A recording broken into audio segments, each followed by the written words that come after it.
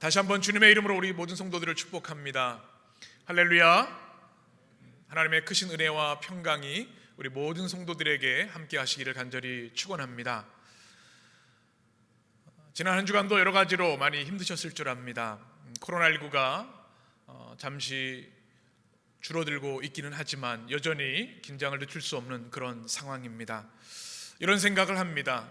코로나19가 방심하는 순간도 확산되기 때문에 우리가 늘 깨어 조심해야 되겠고요. 개인 건강과 방역에 최선을 다하는 것, 이것이 이 시대 우리 크리스천들의 소명이라고 생각이 됩니다. 우리 건강을 잘 지키고 방역에 잘 참여하는 것, 이것이 또 이 시대의 선교다, 이런 생각이 듭니다. 그런 사명감을 가지고 여러분 건강 또 방역에 최선을 다해 주시기 바랍니다. 날씨가 많이 풀렸습니다. 지난 몇 주간 참 추웠었는데요, 오늘 교회에 올라오다 보니까 햇빛도 좋고 또 날씨가 봄날 같은 마음이 들어서 얼마나 좋았는지 모릅니다. 이런 생각이 들었습니다. 아직도 추위가 남아있지만 이렇게 날씨가 조금만 풀려도 이렇게 좋은 것을, 이제 이 추운 겨울이 지나고 봄이 오는 것처럼 우리 이 시대의 어려움과 고통이 끝나고 새봄 또 희망이 다가오게 될 줄 믿습니다. 여전히 우리 삶에는 힘들고 어려운 일들이 많이 있지만 하나님은 우리에게 위로의 말씀으로, 소망의 말씀으로 역사하시는 줄 믿습니다. 우리 자막에 있는 말씀을 바로 우리에게 주신 하나님의 말씀으로 우리 같이 한 목소리로 읽겠습니다. 여호와의 말씀이니라. 너희를 향한 나의 생각을 내가 아나니 평안이요 재앙이 아니니라. 너희에게 미래와 희망을 주는 것이니라. 너희가 내게 부르짖으며 내게 와서 기도하면 내가 너희들의 기도를 들을 것이요 너희가 온 마음으로 나를 구하면 나를 찾을 것이요 나를 만나리라. 아멘. 참 큰 위로의 말씀이시죠. 이 말씀은 예레미야 선지자를 통해서 바벨론 포로의 처참하고 고통스러운 백성들이 주시는 하나님의 말씀이었습니다. 아무 희망이 없고 절망만 가득한 그들에게 주신 주님의 말씀, 하나님의 마음, 하나님의 뜻은 재앙이 아니라 무엇이라고요? 희망, 미래, 또 하나님의 평안이라고 말씀하고 있습니다. 살아계신 하나님께서 그 은혜를 우리를 위해 예비하고 계신 줄 믿습니다. 그런데 오늘 말씀에서 우리가 기억할 것이 있습니다. 이것이 거저 얻어주는 것이 아니라 주님이 말씀하신 게 뭐냐 하면 깨어 부르짖어 기도하라, 마음을 다하여 나를 찾으라고 주님이 말씀하고 있습니다. 이것이 바벨론 포로에 있는 백성들을 주는 중요한 예언자의 목소리였습니다. 참 지금 재앙과 같은 어려운 상황 가운데 있는데 이 말씀이 저와 여러분에게 마음에 새겨지기를 원합니다. 주님 주시는 평안, 희망, 소망, 아름다운 은혜는 어떻게 주어집니까? 우리가 진실로 회개할 때, 메타노이아, 우리의 과거의 삶을 벗어버리고 새로운 마음으로 하나님께 나아갈 때 하나님께서 이 약속의 은혜를 우리에게 주실 줄 믿습니다. 진정으로 회개하며 하나님을 구하는 우리 성도들이 되시기를 주님의 이름으로 간절히 축원합니다. 오늘 우리가 나눈 말씀, 신년의 말씀, 여호수아의 말씀을 계속해서 나누고 있습니다. 1장에서 모세가 죽어서 이제 큰 재앙과 같은 민족의 위기와 두려움 가운데 있었습니다. 그런데 어떻습니까? 하나님의 구원의 역사는 결코 멈춰지지 않습니다. 사람이 죽어도, 사람의 환경이 절망적이어도 하나님의 위대한 구원의 역사는 계속되는 줄 믿습니다. 그래서 희망과 미래와 하나님의 평화가 우리에게 임하게 될 줄 믿습니다. 여호수아를 통해서 하나님께서는 일어나라 쿰이라고 하는 명령을 주셨습니다. 어디서 일어나요? 절망의 자리에서, 죽음의 자리에서 일어나서 하나님의 위대한 희망의 역사를 위해 일어나라 쿰의 사명을 우리에게 주셨습니다. 그것도 혼자가 아니라 모든 백성으로 더불어 일어나라고 말씀하여 주셨죠. 그리고는 우리에게 주시는 주님의 명령이 있습니다. 희망의 역사, 미래의 역사를 위해서 주시는 하나님의 음성 두 말씀을 오늘 말씀을 통해 함께 나누고 은혜 받기를 원합니다. 한번 따라 하시겠습니다. 그 땅으로 가라. 어디로 가라고요? 그 땅으로 가라. 쿰, 일어나서 가만히 머물러 있는 것이 아니라 하나님이 분명한 목적지를 정해 주셨습니다. 어느 곳으로 가야 되는가? 어느 땅입니까? 그 땅으로 가라. 여호수아 1장 2절의 말씀을 우리 같이 읽겠습니다. 내 종 모세가 죽었으니 이제 너는 이 모든 백성과 더불어 일어나 이 요단을 건너 내가 그들 곧 이스라엘 자손에게 주는 그 땅으로 가라. 아멘. 어느 땅으로요? 그 땅으로 가라. 누가 주신 땅입니까? 하나님이 주신 땅이고요. 누구에게? 이스라엘 자손에게. 그럼 구체적으로 주신 이 땅은 어떤 땅일까요? 하나님께서 처음 이스라엘 백성에 약속하신 땅은 아브라함에게 주신 땅이었습니다. 창세기 12장의 말씀 우리 같이 읽겠습니다. 여호와께서 아브라함에게 이르시되 너는 너의 고향과 친척과 아비의 집을 떠나 내가 내게 보여줄 땅으로 가라. 내가 너로 큰 민족을 이루고 내게 복을 주어 내 이름을 창대하게 하리니 너는 복이 될지라. 아멘. 잠시 말씀을 좀 보여주시면 여기 중요한 약속이 있습니다. 자막 다시 한번 보여주시면요, 하나님께서 아브라함을 택하시고 세 가지 축복을 주시는데 첫 번째가 뭘까요? 땅입니다. 1절 끝에 보면 땅, 그 다음에 뭡니까? 큰 민족, 세 번째가 복입니다. 하나님께서 아브라함에게 주신 가장 큰 축복, 그 후손들에게 약속하신 땅이 축복이 뭐냐면 땅과 큰 민족, 그 다음에 뭐예요? 복의 근원이 되는 것, 복의 통로가 되는 축복을 주셨습니다. 너무나 귀한 축복이죠. 이 시대를 살아가는 우리 하나님의 백성들에게 동일한 은혜를 주신 줄 믿습니다. 이 땅은 특별히 오늘 창세기 12장에 보게 되면 더 구체적으로 말씀하고 있는데 7절에 이렇게 되어 있습니다. 같이 읽습니다. 여호와께서 아브라함에게 나타나 이르시되 내가 이 땅을 내 자손에게 주리라 하신지라. 자기에게 나타나신 여호와께 그가 그곳에서 제단을 쌓고. 아멘. 바로 지금 여호수아가 요단을 건너 가야 할 그 땅이 500년 전에 아브라함에게 약속하신 그 땅인 것을 알게 되는데요, 큰 축복이죠. 그런데 이 땅은 이제 이어서 모세에게 다시 재확인시켜 주고 있습니다. 출애굽기 3장 말씀을 보시면 7절에서 8절 말씀을 같이 한 목소리로 읽습니다. 여호와께서 이르시되 내가 애굽에 있는 내 백성의 고통을 분명히 보고 그들이 그들의 감독자로 말미암아 부르짖음을 듣고 그 근심을 알고 내가 내려가서 그들을 애굽인의 손에서 건져내고 그들을 그 땅에서 인도하여 아름답고 광활한 땅, 젖과 꿀이 흐르는 땅, 곧 가나안 족속, 헷 족속, 아모리 족속, 브리스 족속, 히위 족속, 여부스 족속의 지방에 데려가려 하노라. 아멘. 이 약속의 땅이 어떤 땅이라고요? 젖과 꿀이 흐르는 땅, 그리고 가나안에 있는 7 족속의 이야기를 모세를 통해서 다시 확인시켜 주었습니다. 그리고 오늘 말씀 4절에 보면 그 땅이 어떤 경계를 가지고 있는지 지정학적인 위치도 분명히 말씀하고 있습니다. 여호수아 1장 4절이죠. 같이 보시면요, 남쪽으로는 광야, 이것은 아라비아 사막까지를 말하고요, 또 북쪽으로는 레바논 산지까지, 동쪽으로는 큰 강 유브라덴까지, 그리고 서쪽으로는 대해, 이거는 바로 지중해를 말합니다. 이 구체적인 지리적인 위치까지 주님이 말씀해 주셨습니다. 그런데 중요한 것이 있습니다.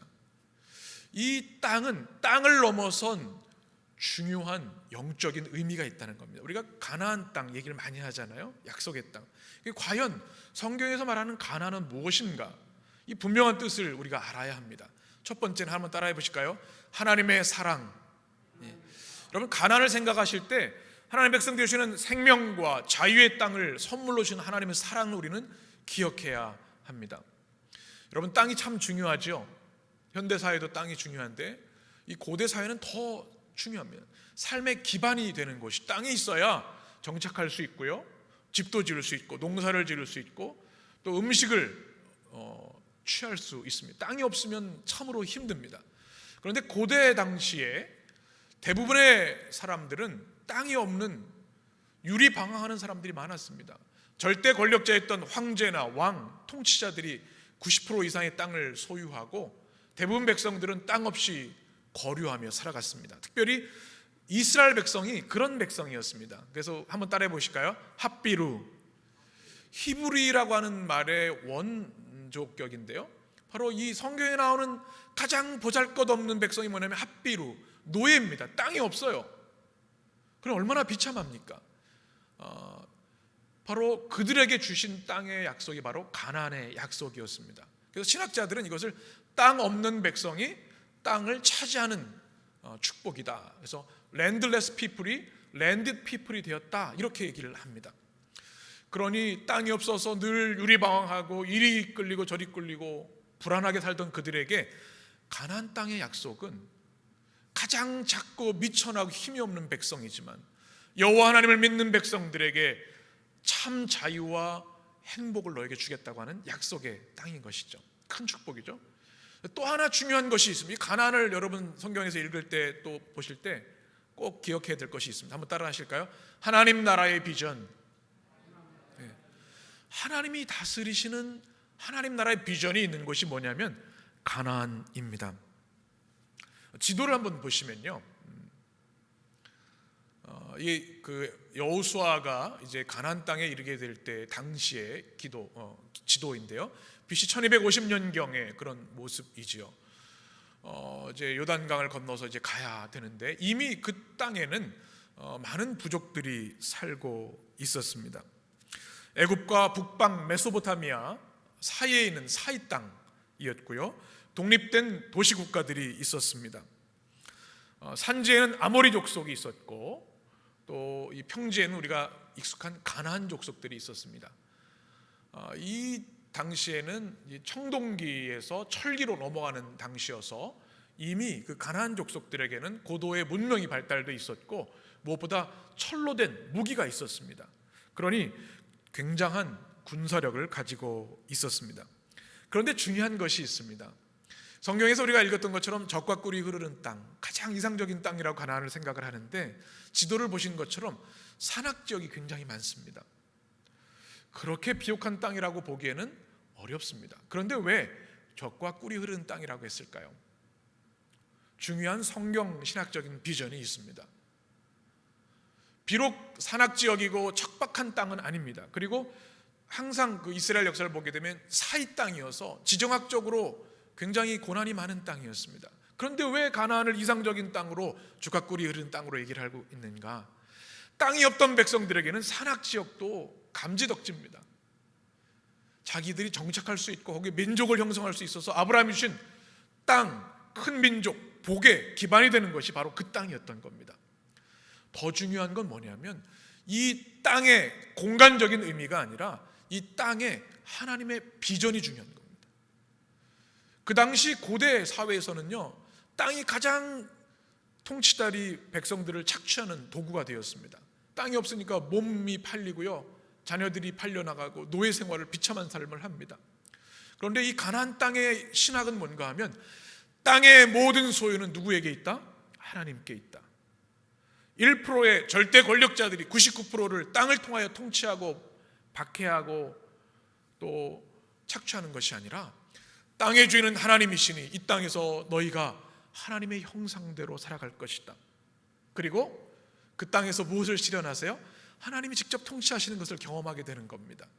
왕이 통치했더니 어떻게 돼요? 왕과 소수 특권층들이 자기의 배는 불리지만 백성들이 불행하지 않았습니까? 그런데 하나님이 통치하시면 어때요? 자유와 평화와 평등이 있습니다. 가장 가난한 고아와 과부 또 나그네들을 사랑하시는 돌봄의 땅이 바로 이 가나안 땅인 겁니다.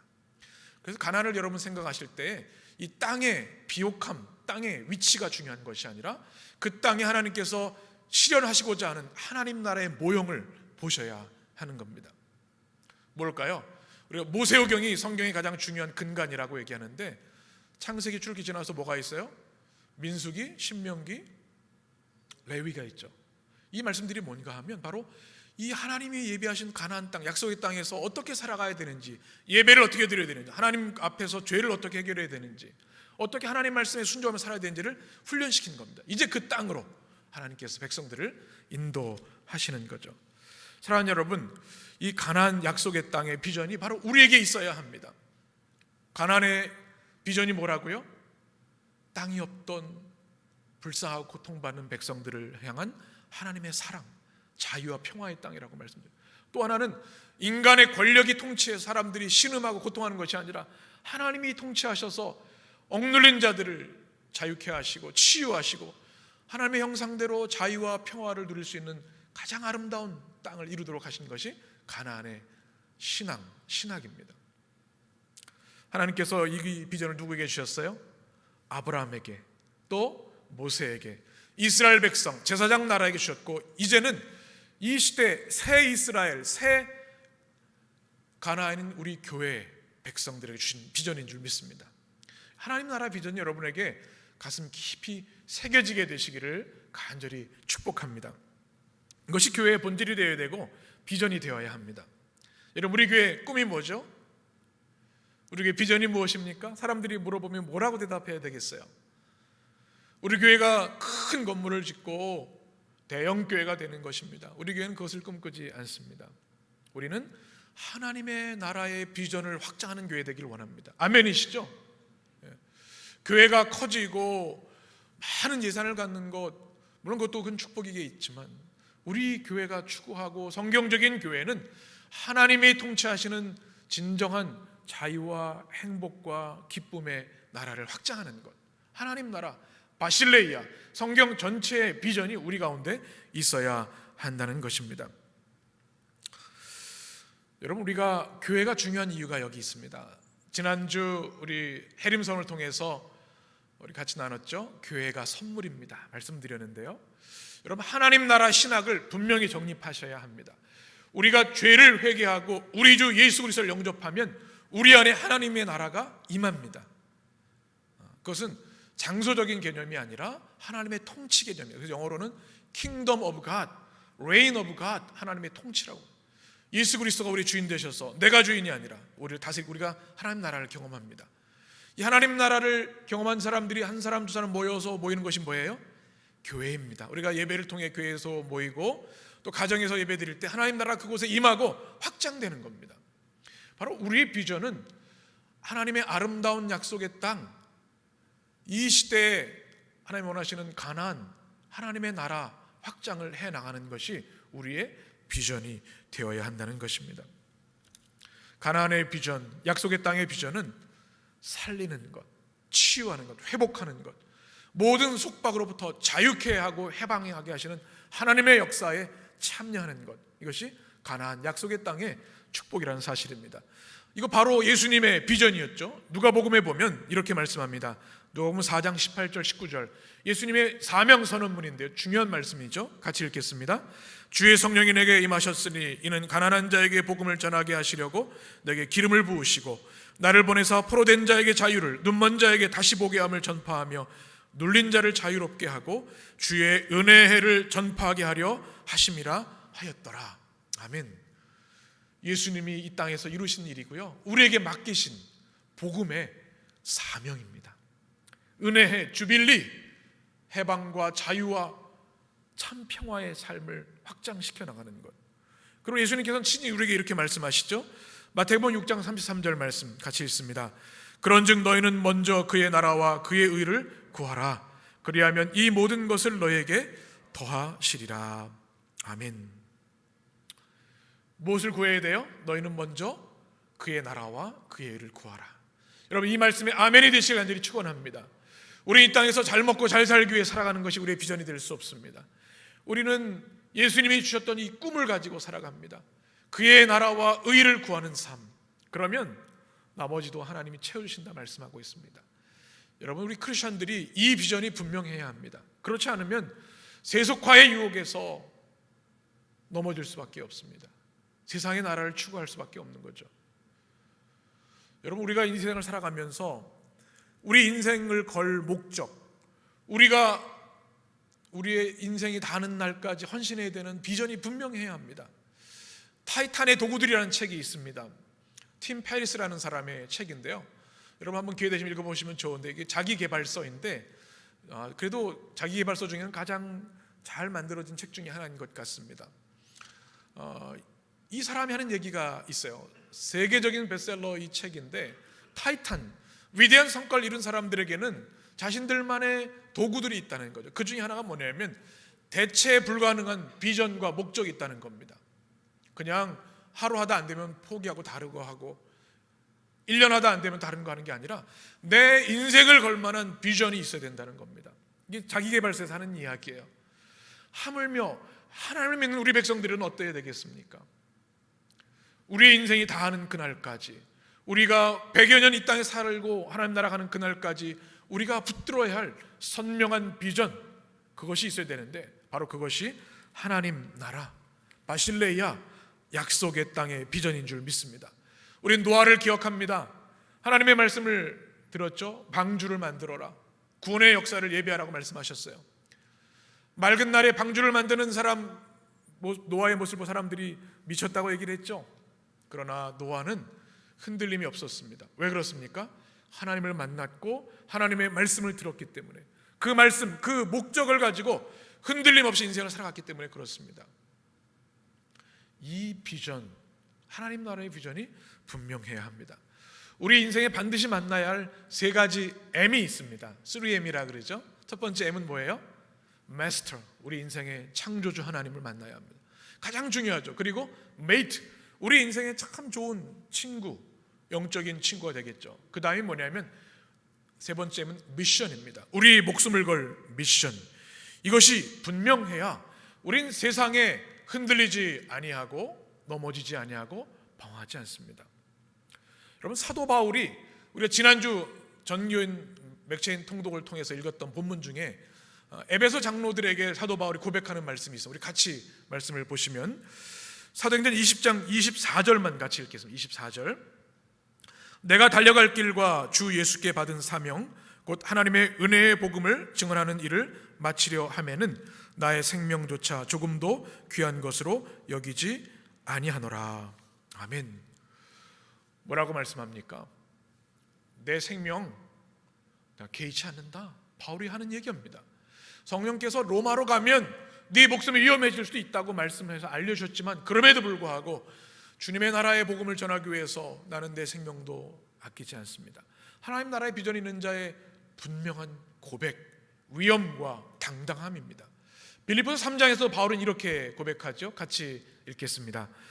표대를 향하여 그리스도 예수 안에서 하나님이 위에서 부르신 부름의 상을 위하여 달려가느라. 무엇을 향하여? 표대를 향하여. 20절. 그러나 우리의 시민권은 어디에 있는지라? 하늘에 있는지라. 아멘. 여러분 아멘이시죠? 약속의 땅에서 시작된 하나님 나라의 비전이 우리 가운데 있을 때 우리가 이 땅에서 헤매지 않고 주님의 역사의 영광에 참여하게 되는 줄 믿습니다. 쿰 일어나서 어떻게 되는가? 그 땅으로 가라. 이 시대를 향한 바실레이야, 하나님의 사랑과 하나님의 통치의 그 약속의 비전, 하나님 나라의 비전을 여러분 가운데 깊이 새기며 나아가는 여러분 되시길 간절히 축원합니다. 또 하나 우리에게 주신 하나님의 말씀이 있습니다. 한번 따라하겠습니다. 믿음으로 전진하라. 저는 겨울이 되면 백골부대가 떠오릅니다. 철원에서 보냈던 그 추위가 정말 잊을 수가 없습니다. 얼마나 눈이 많이 오고 추운지요. 영하 30도 이상 내려가는 혹한기 훈련도 기억이 납니다. 또 생각나는 게 삼사관학교에서 훈련 받을 때 생각이 납니다. 우리 큰아들이 지금 훈련 받고 있어서 그런지 모르겠는데 기초군사훈련의 가장 하이라이트는 바로 이 유격훈련이죠. 유격장에 가서 이런저런 훈련을 합니다. 막 공중에서 뛰어내려야 되고요. 막 바위에서 암벽 타기도 하고 PT 체조하고 유격훈련 땅바닥 기어서 막 하는 훈련들이 있어요. 여러분 우리 군에 있는 우리 아들들 위해서 많이 기도해 주시기 바랍니다. 참 힘들어요. 그런데 저는 제 기억에 더 힘들었던 훈련은 뭔가 하면 완전 군장 행군입니다. 유격장까지 걸어가는데 하루 10시간 이상 걸어가는 거예요. 5분간 휴식하고 그러면 막 발에 물집이 생기고 정말 졸면서도 걸어가게 되더라고요. 얼마나 힘들었는지. 여러분 제가 행군을 잘했을까요? 못했을까요? 못했으면 얘기를 안 하겠죠. 잘한 것 같아요. 요령이 있어요. 앞만 보고 가는 거예요. 언제 끝나나 생각하면 힘들어서 못 가요. 그냥 바로 앞에 있는 우리 전후 바라보고 그냥 가는 겁니다. 그리고 또 한 가지 방법은 서로 응원해 줘야 돼요. 군가 부르면요 힘이 나요. 그래도 그게 뭐가 힘이 되나 하는데 군가가 응원이 돼요. 그리고 힘들면 좀 밀어주고 끌어주고 이게 중요합니다. 또 가장 중요한 게 뭐냐면 자신감입니다. 할 수 있다는 자신감. 저도 삼상원학교 훈련 받을 때 보면 두 분이 중간에 행군하다가 앰뷸런스 실려 가셔가지고 결국 훈련을 수료하지 못하고 임관하지 못하셨어요, 장교로. 그래서 안타까운 마음이 있습니다. 그런 거 보면은 나도 못하겠구나 이런 생각이 막 들어와요. 그런데 중요한 건 할 수 있다고 하는 자신감이 있으면 그래도 한 걸음 한 걸음 끝까지 갈 수가 있습니다. 여러분, 이것은 우리 인생이나 신앙에도 굉장히 중요합니다. 자신감이 있어야 됩니다. 여러분, 요즘 TV에서 보면 무슨 예능 프로그램도 있고 경연 프로그램도 있는데요, 가수들이 전문가들 앞에 노래 부르는 게 얼마나 떨리겠어요.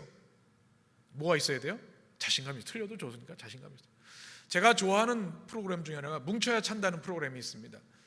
아재들이 굉장히 좀 엉성해요. 잘 이렇게 옛날에는 잘했던 선수들인데 하는 거 보면 헛발질도 하고 넘어지고 막 그래요. 예전에 제가 보니까 1년 전만 해도 막 11대 0, 15대 0으로 막 졌는데 요즘 승리를 하고 있어요.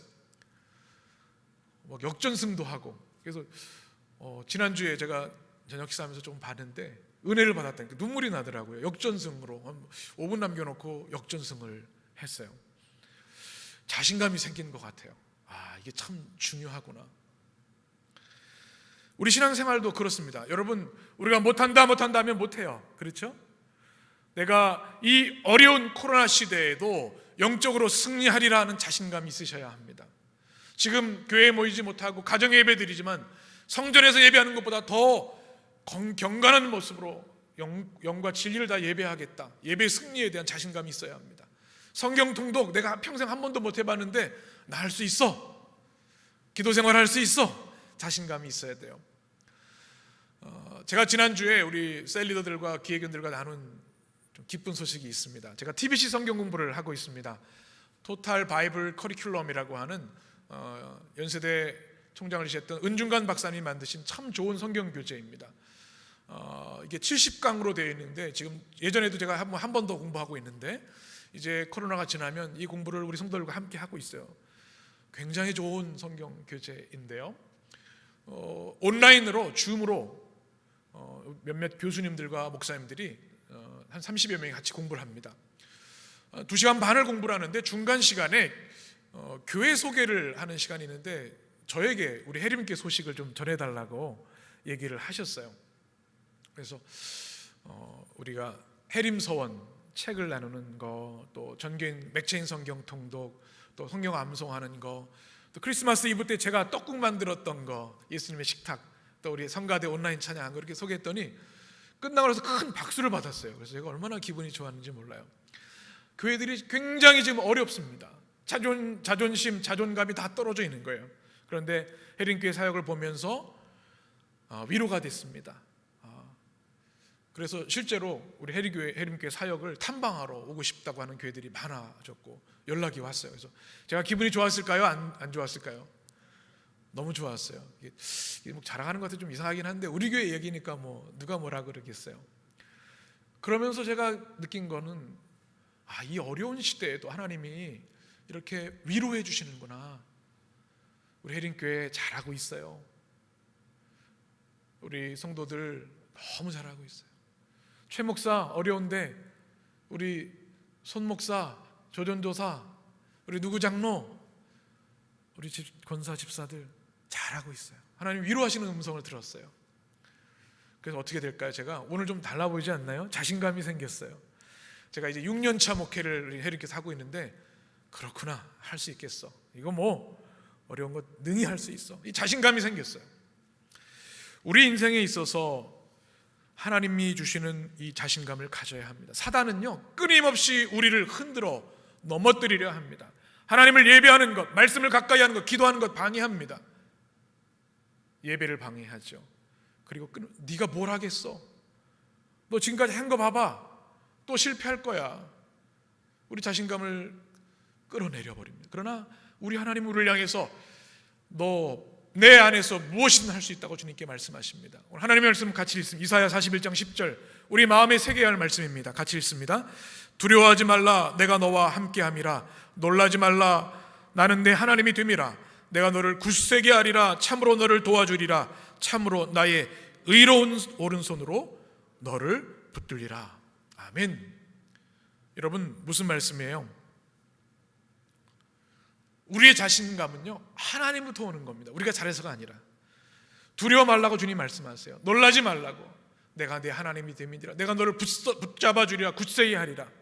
그러니 여러분이 코로나로 인해서 또 어려운 환경 가운데에도 주님 여러분 위축되지 마시고 거룩한 자신감이 있게 되기를 간절히 축원합니다. 오늘 3절 말씀 보게 되면 중요한 말씀인데요, 같이 읽겠습니다. 내가 모세에게 말한 바와 같이 너희 발바닥으로 밟는 곳은 모두 내가 너희에게 주었노니. 아멘. 그 땅으로 가라고 말씀하시면서 주님 주신 말씀은 뭐냐면 너에게 이미 그 땅을 주었다라고 말씀하고 있어요. 아직 미래의 일이지만 주님이 이미 주셨다는 거예요. 이것을 예언자적 완료라고 하죠. 제가 몇 번 설명드린 적이 있어요. 월터 브루그만이라고 하는 신학자가 있습니다. 세계적인 구약 신학자인데요, 그가 쓴 책을 보시면 예언자적 상상력이라는 책이 있고요, 코로나 시대에 다시 춤추기 시작할 때까지라는 책이 있습니다. 이 책의 영성이 뭐냐면 지금은 어렵지만 이 고난의 때를 넘어서 역사하신 하나님의 역사를 사모하며 그 미래의 축복을 지금부터 누려야 한다는 겁니다. 아직 그 땅을 주신 건 아니에요. 그러나 이미 내가 주었으니 내가 밟는 땅을 다 내가 갖게 되리라 말씀하고 있는 겁니다. 여기서 발이라고 하는 단어는 힘을 얘기합니다. 그냥 밟으면 다 네 땅 된다, 그런 의미가 아니라 내가 힘있게 그 땅을 발로 밟고 쟁취하라는 말씀입니다. 무슨 말씀이에요? 믿음으로 행진하라는 겁니다. 장애물이 있어요. 그리고 말씀드린 산악지역의 7 부족들이 이미 최첨단 무기를 가진 그들이 있어요. 그러나 두려워하지 말고 어떻게 해요? 그 땅을 믿음으로 밟고 행진하라. 내가 이미 그 땅을 내게 주었다. 사랑하는 여러분, 우리에게도 미지의 것들이 참 많아요. 어떻게 해야 될지 모르는 일들, 큰 적들도 있고 공격도 많이 있어요. 그런데 주시는 자신감, 내가 밟는 모든 땅을 내게 주었다, 이 말씀에 아멘이 되셔서 어떤 역경과 어떤 장애물이 있다 할지라도 위축되지 아니하고 거룩한 자신감으로 믿음으로 행진하는 여러분 되시길 간절히 축복합니다. 저는 지난주 설교를 준비하면서 1장의 말씀을 계속 묵상하면서 이런 생각이 들었습니다. 이 말씀이 이 시대와 너무나 많이 닮아 있구나. 모세가 죽은 것은 재앙이었고 절망이었습니다. 새로운 땅이 앞에 있지만 아직 해야 할 일이 많아. 요단도 건너야 되고 그 땅에는 부족들과 싸워야 합니다.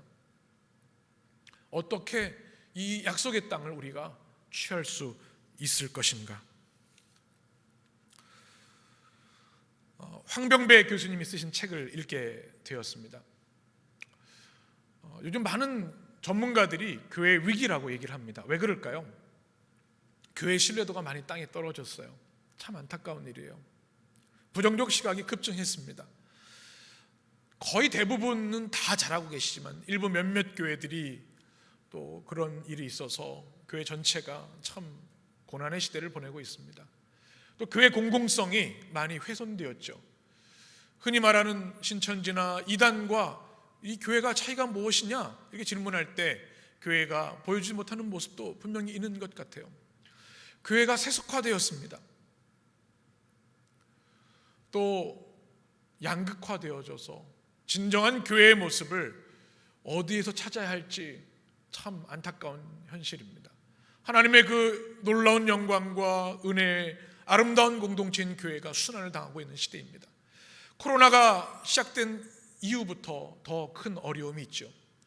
전문가들은 코로나 이전과 이후는 완전히 다른 세상이라고 얘기를 합니다. 경제, 금융, 교육뿐만 아니라 우리의 믿음의 길에도 마찬가지입니다. 대비해야 합니다. 깨어서 어떻게 이 어둠의 시기에서 하나님이 약속하신 약속의 땅으로 갈 것인가, 우리는 깨어 기도하며 준비해야 되는데요, 선교학자인 황병배 교수님께서 교회의 갱신을 촉구하면서 몇 가지를 우리에게 소개해 주고 있습니다. 제가 지난주 이 논문을 읽으면서 은혜 받은 내용을 좀 잠시 나누려고 합니다. 첫 번째는 그 다음 사진을 보여주시면 흩어지는 교회의 사명입니다. 모이는 교회가 생명입니다. 중요하죠. 그 무엇과도 타협할 수 없어요. 그러나 또 하나 중요한 것은 뭔가 하면 우리가 6일 동안 흩어져서 살아가는 우리 가정과 일터에서 하나님의 아름다운 백성으로 그리스도의 제자로 살아가야 된다는 겁니다. 흩어진 삶 또한 중요하다는 거죠. 두 번째는 삶의 예배 회복입니다. 우리가 일주일에 주일 예배 또 다른 예배 시간에 그 은혜와 영광 우리는 기뻐하고 참여하는데요, 그 예배만큼이나 우리의 일주일에 6일 동안의 입술로 삶으로 살아가는 우리 삶의 예배가 중요하다. 또 귀납적 전도의 전화가 필요하다고 하죠. 연역적 전도는 선포하는 전도죠. 전도지를 나누는 전도. 이제는 그 전도가 어려운 시대가 됐다고 얘기를 합니다. 코로나 시대. 어떻게 되느냐? 그리스도인의 삶을 통해서 하나님의 은혜와 비전과 영광을 보게 해줘요. 매력적인 크리스천의 삶을 회복해야 된다는 겁니다. 감동을 주어야 한다는 거죠. 초대교회 성도들처럼 말이죠. 그리고 하나님 선교로의 전환이 필요하다는 거예요. 교회 중심의 한 부서의 선교가 아니라 성삼위일체 삼위일체 하나님이 하시는 이 선교의 역사에 교회가 참여하는 것. 교회 사역뿐만 아니라 지역 공동체, 또 이 인류가 가지고 있는 환경 문제라든지 인권 문제라 이런 부분들도 교회가 참여하며 하나님 나라 확장을 위해 힘써야 된다는 겁니다. 그리고 더 중요한 것, 우리의 삶이 어떻게 해요? 그냥